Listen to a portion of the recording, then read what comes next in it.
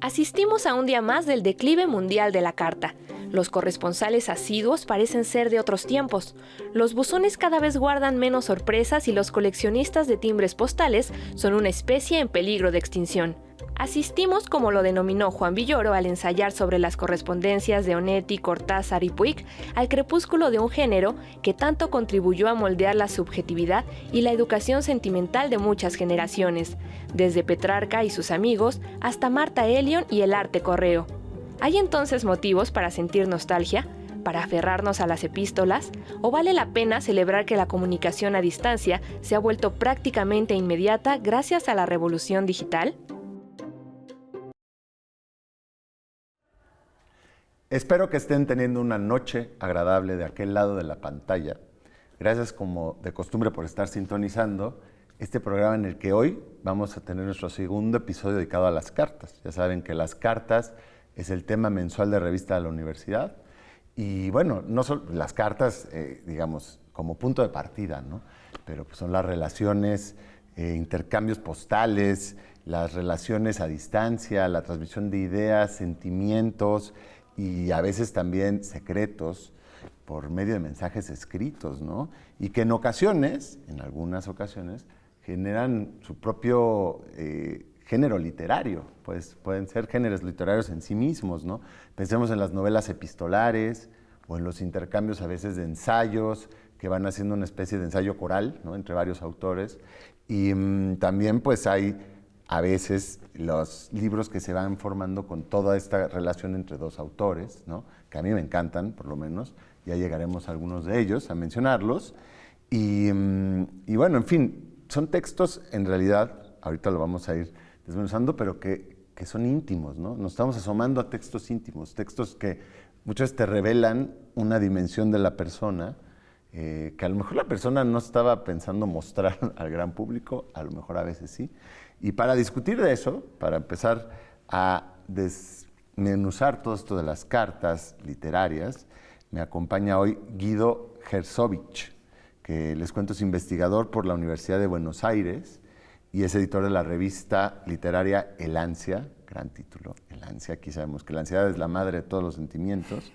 Ha sido ganador del premio Ampersand de ensayo por su libro Kant en el kiosco. Y actualmente está trabajando con el archivo personal de un escritor argentino que se llama Leopoldo Brizuela.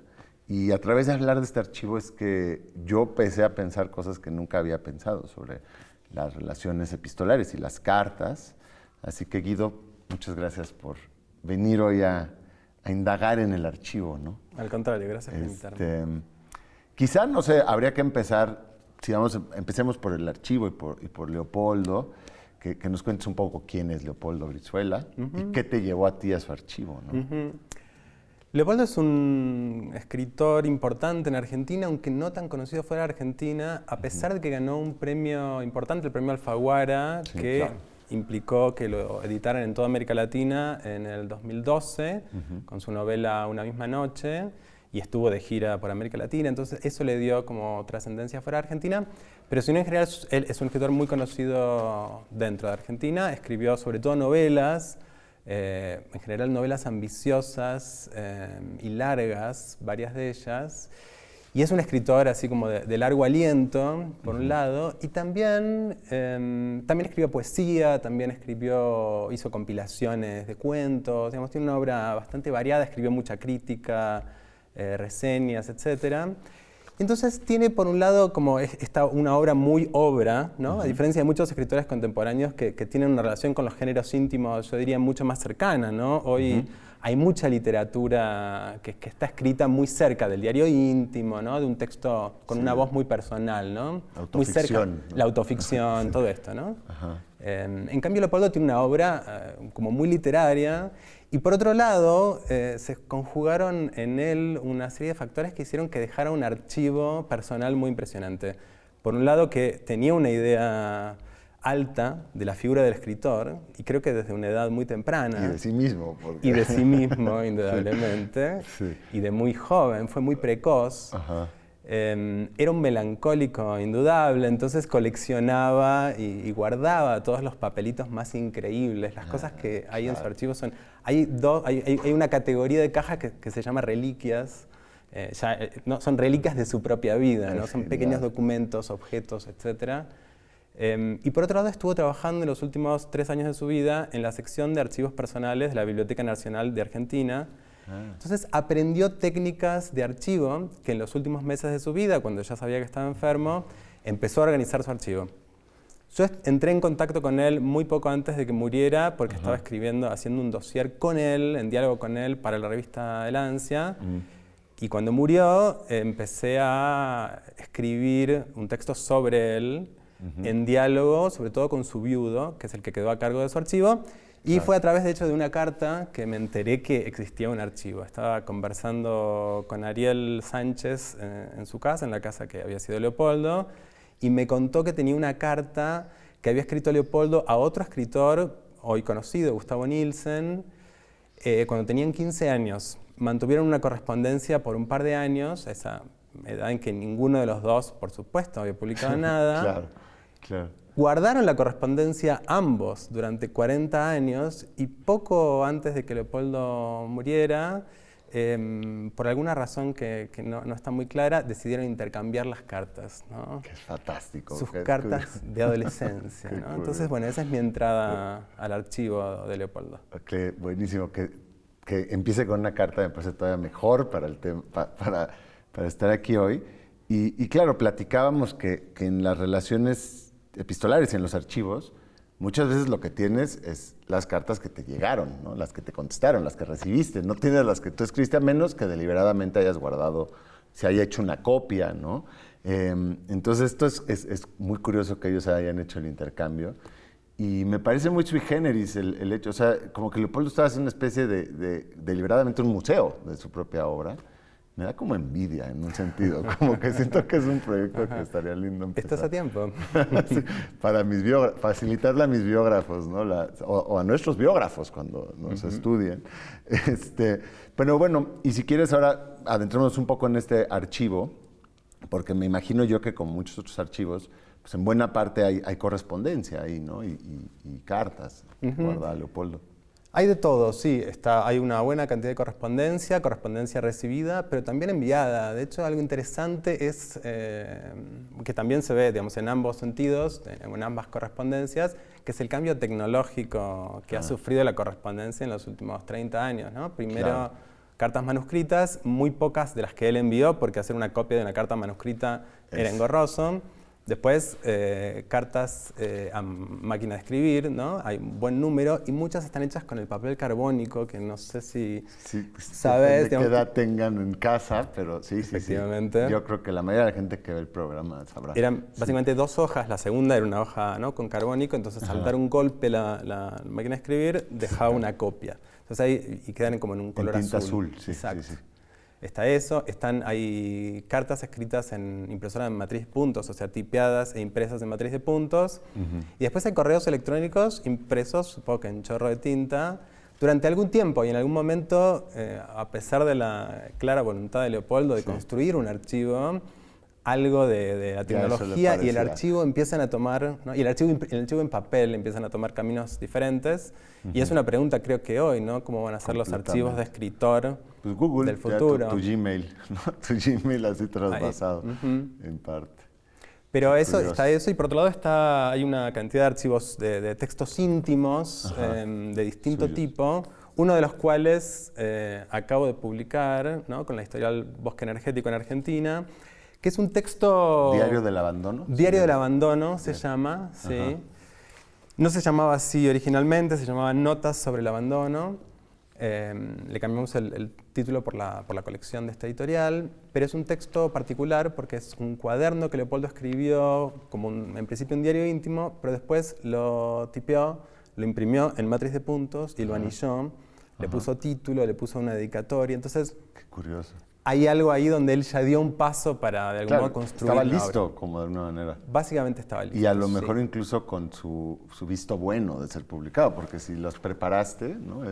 Esa es la pregunta clave del archivo, ¿no? Y de los textos íntimos. ¿En qué medida? Quiero decir, Leopoldo deja un archivo y lo deja por alguna razón. Preserva él, organiza su archivo, aunque no da indicaciones de ningún tipo, deja un legado que quiere preservar, evidentemente. Claro. Pero dentro de ese archivo enorme hay decisiones que tomar respecto de, ¿no?, el carácter íntimo precisamente de los textos. Entonces, cada decisión es un poco la pregunta entre el acto de justicia de publicar algo que en su momento no se publicó, y este texto me parece claro, porque es un texto de su iniciación en la vida gay, en fines de los años 80, en un momento donde eso era difícil. Creo que tuvo alguna fantasía de publicarlo, pero era un texto difícil de publicar en su momento. Entonces, algo de acto de justicia hay, pero también está la pregunta por la traición, que creo que le pesa sobre todo a su viudo, en el sentido de que no está claro cuáles son los límites de la intimidad. Que tanta intimidad revelas, ¿verdad?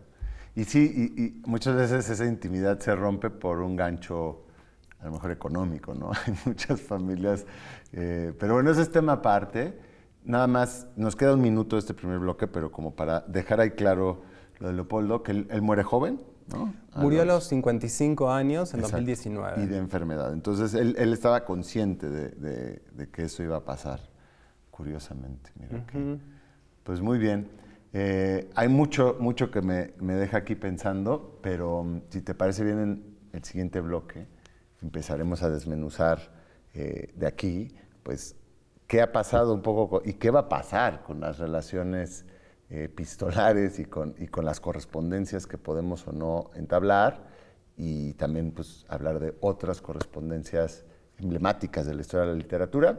Entonces no le cambien, vamos y venimos y seguimos hablando con Guido.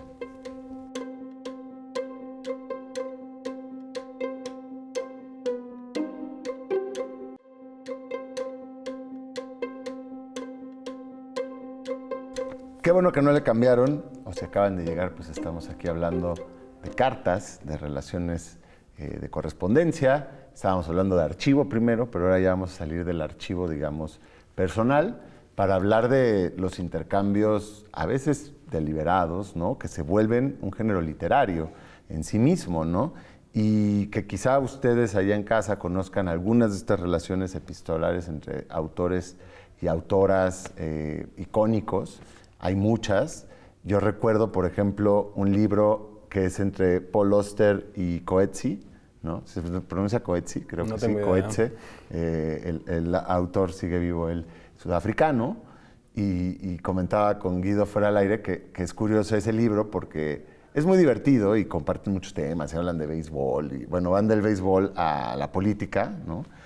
Pero es clarísimo ahí cómo Coetzee es un intelectual así de alto vuelo, y Paul Auster es simpático y cae bien, pero se lo come. O sea, en las discusiones que de pronto se pelean. Es bonito ver esto de las relaciones epistolares entre autores a largo tiempo, porque hay como varias capas, ¿no? Está la capa personal, la confesión, el recuerdo de cosas compartidas, y luego pues un poco el debate de algunos temas en los que no están, en los que disciernen. Y eso es bien interesante. ¿A ti te viene a la mente alguno de estos? Pensaba por un lado en lo que me pareció interesante de este caso es que no es un libro que haya surgido de la correspondencia personal de dos autores que empezaron a escribirse y decidieron publicarla, sino que se conocieron y Coetzee, por lo que entiendo, le propuso a Auster llevar a cabo esta correspondencia con fines de publicación, ¿no? Que ya es diferente, ¿verdad? Porque lo estás cuidando más, probablemente, sí. Sí, ¿no? Y creo que hay una pregunta interesante en relación al género correspondencia. Por supuesto, hay una variedad muy amplia, ¿no?, de correspondencias publicadas. A mí hay varias que me resultaron muy interesantes. Una es la de Flaubert y George Sand, ¿no? Los franceses tienen una cantidad de correspondencias publicadas muy impresionantes y de textos íntimos de todo tipo, ¿no? Tienen como una voluntad de exponer la intimidad. Total, ¿no? Y mucho respeto además por la intimidad. Y por otro lado, hay como un montón de proyectos que tienen que ver esto más, ¿no? Con usar la carta como un dispositivo, ¿no? Y me pregunto, ¿no? Uno se pregunta cómo ha cambiado, ¿no? El género carta, el formato de la carta.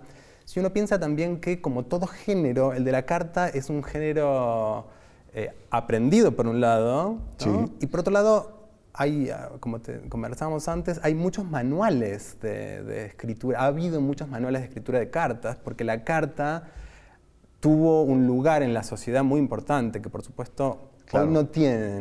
Previo a otros medios de comunicación, o sea, era el medio de intercambio principal, ¿no? De todo tipo. Y hay mucha gente que uno conocía exclusivamente por el modo en que escribían, ¿no? Entonces, de algún modo, presentarse de un cierto modo, ¿no? Escribirse de un cierto modo, era necesario para llevar una vida profesional de un diverso tipo, ¿no? Sí. Algo que, una fuerza que hoy no tiene, ¿no? A partir de ahí aparecen, ¿no? Como decíamos, los géneros literarios, el género epistolar, que tuvo una difusión enorme durante mucho tiempo y que tiene ya esa fascinación, la fascinación de leer algo íntimo, ¿no? De ver a un personaje, ¿no? El modo en que se expresa por carta, como un modo privilegiado de acceder a la subjetividad, ¿no? Claro. De alguien, ¿no? Claro. Hoy tenemos otros modos, ¿no? Sí, asomarnos ahí.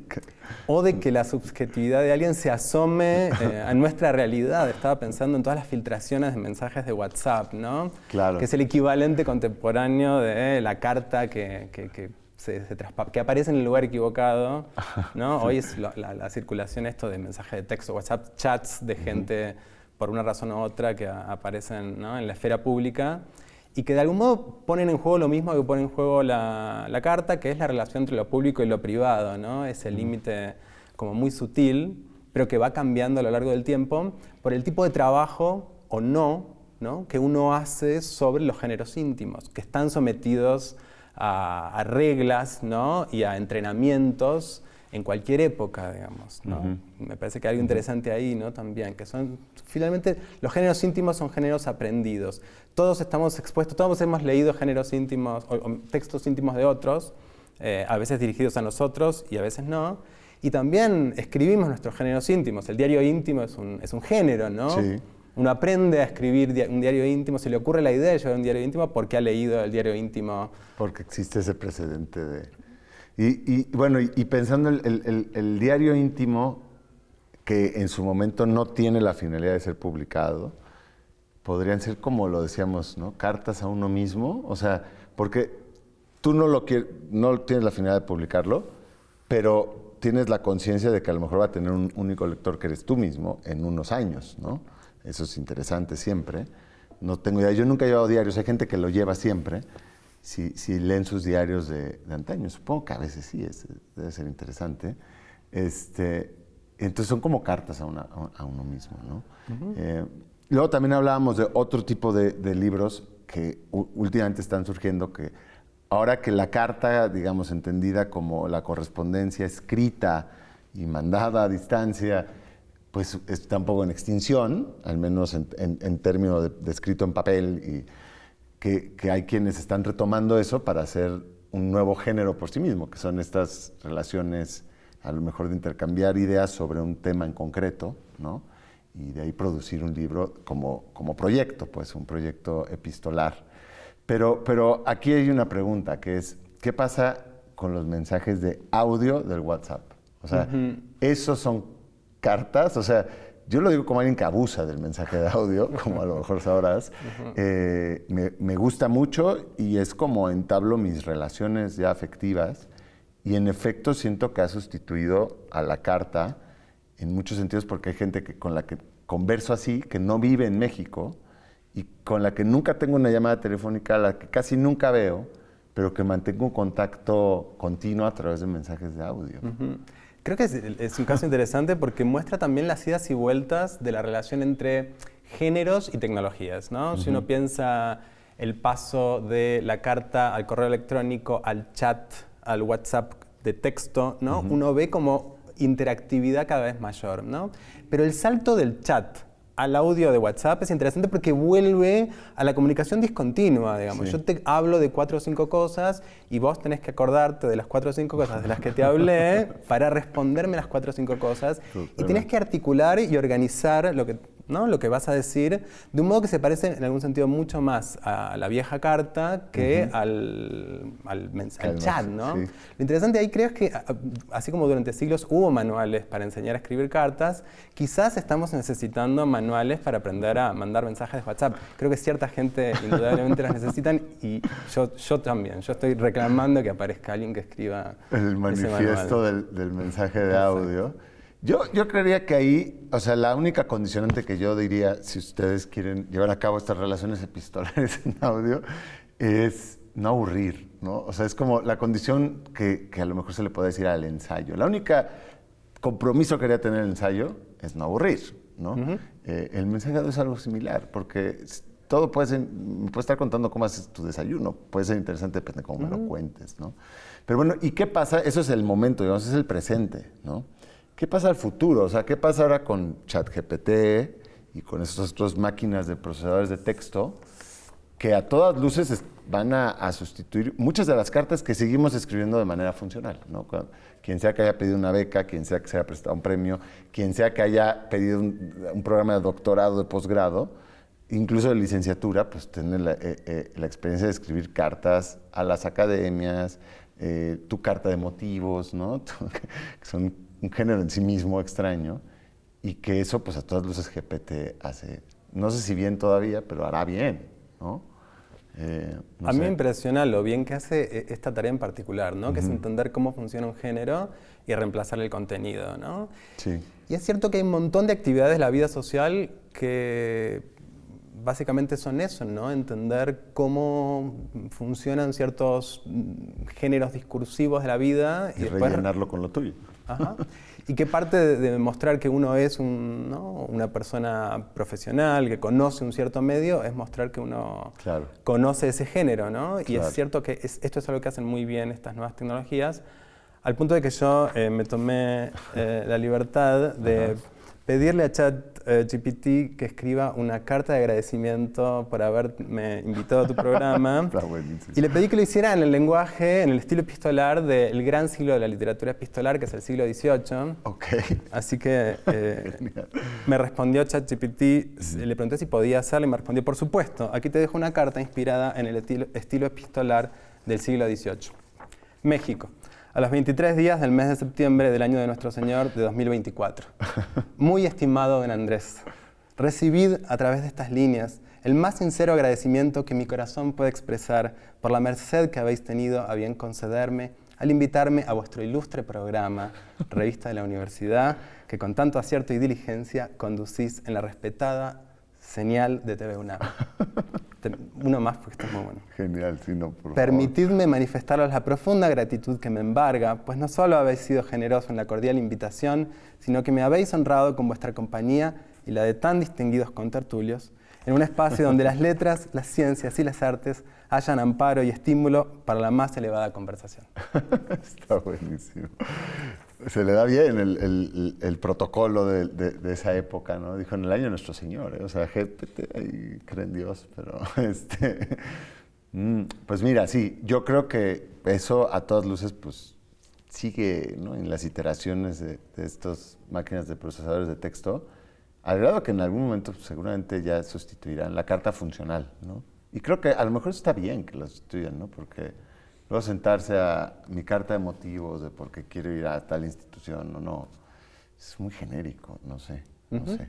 Creo que también es, ¿no? la pregunta por la relación entre lo público y lo privado, por el género, la relación entre el género, los géneros convencionales y la expresión de los sentimientos más públicos, más más íntimos, tiene en este nuevo episodio un paso más, donde hay que preguntarse cuál es la relación, ¿no? ¿Qué tan sincera es un correo que yo escribo a través de ChatGPT?